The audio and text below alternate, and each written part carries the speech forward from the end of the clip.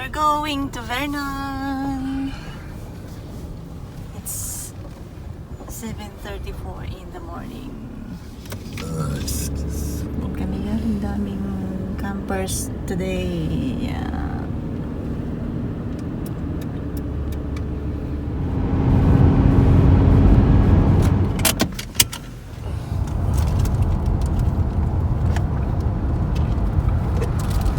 City center ng Merritt. Next right. Left turn ahead. Upcoming roads have incomplete data. Please. So nakarating kami sa Enderby about almost 4 hours drive. 11:30 kami nakarating ng umaga. Umalis kami ng campsite ng 7:30. Dahil dadaanan muna namin sila pastor sa bahay nila. Dadalawin namin sila.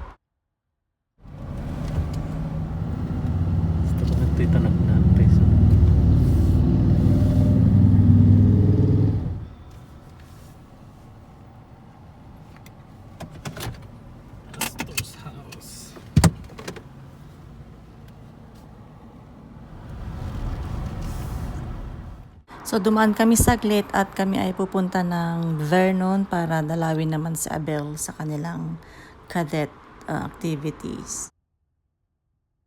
Bali, ang biyahe ay almost 1 hour from Enderby to Vernon.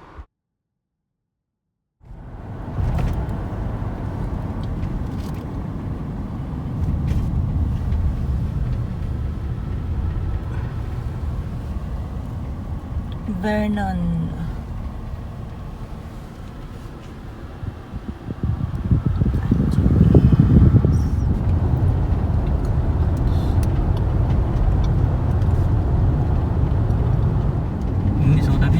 Sudah lagi siya. Sudah. Actually, very strict sila. So, hindi kami pumasok dahil hindi naman talaga kami papasok. Sumaglit lang kami. Gusto lang namin makita yung kanilang campsite. So, surprisahin lang sana namin sa Abel if ever na pwede kaming makapasok. If allowed kaming pumasok. Pero hindi. Hindi kami, visitors are not allowed. So, ayun sila, nasa under the tent sila. Kumakain sila ng lunch. Marami sila. So, babalik kami. Tignan namin kung andun pa sila.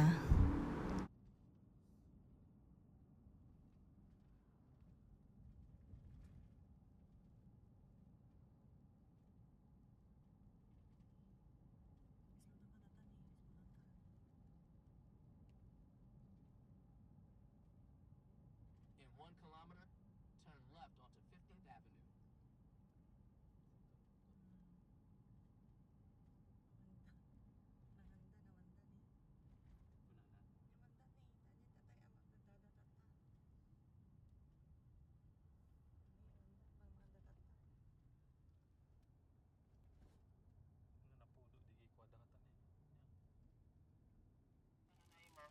So, wala na sila. Hindi na namin sila naabutan. Kaya, uwi na kami ng Hope.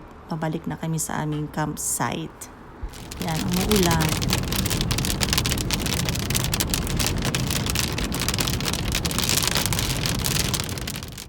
Umulan, umaraw. Ang lakas-lakas ng ulan.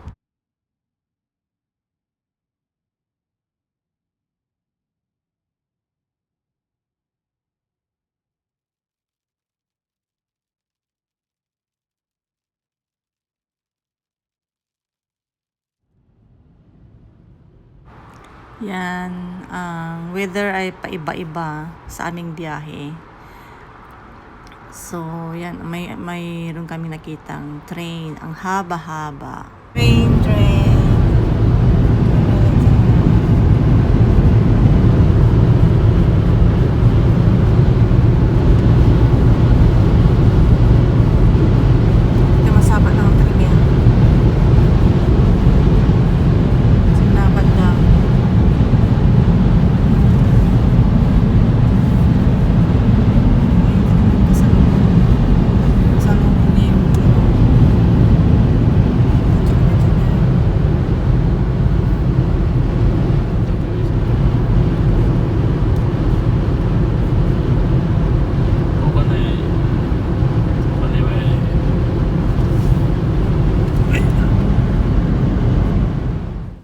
Ayan, kanina maaraw, ngayon ang lakas ng ulan.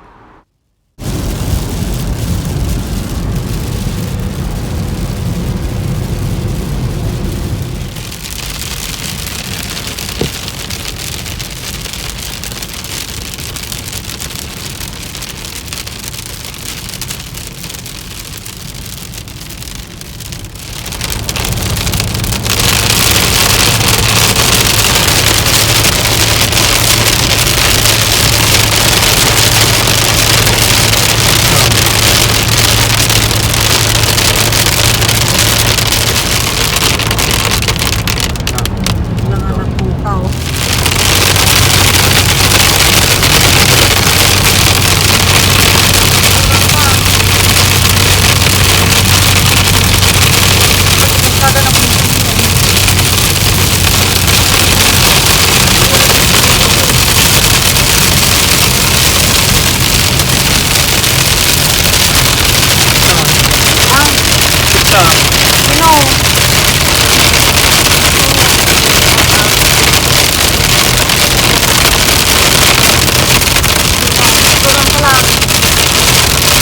Nakaduan ng ako niya, Nil.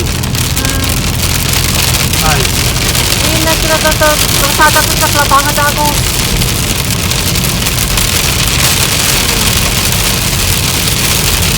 painit lang din. Masyadong magwiwiggle-wiggle yung isa dyan. Makasigan. Kundi danong.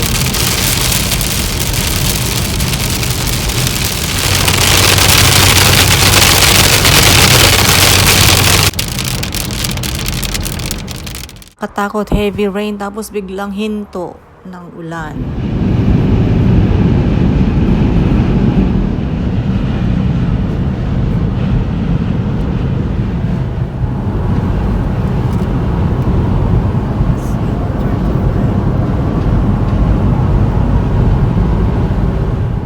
So mag-stop over muna kami dito sa Hope.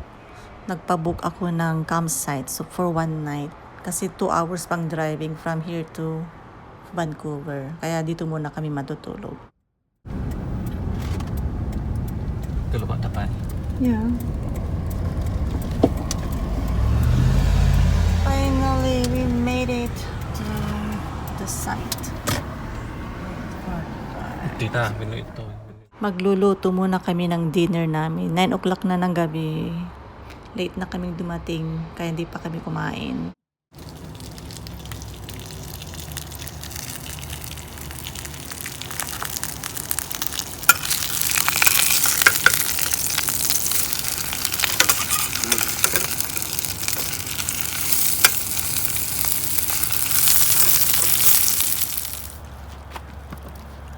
Ito, ang karatid mo. Sa lutod nila. So, bali 5:30 gumising na ako ng maaga at ako'y nagluto ng aming breakfast kasi papasok si Mr. sa trabaho ng 8 o'clock ng umaga. At 2 hours drive ang aming biyahe from Hope to Vancouver. Yan, hopefully makarating kami ng maaga. We are home. Thank you, Lord. Bali, nag-text si Mr. sa kanyang boss na malilate siya ng at least an hour. So, thanks for watching. Like, subscribe, comment below, and God bless.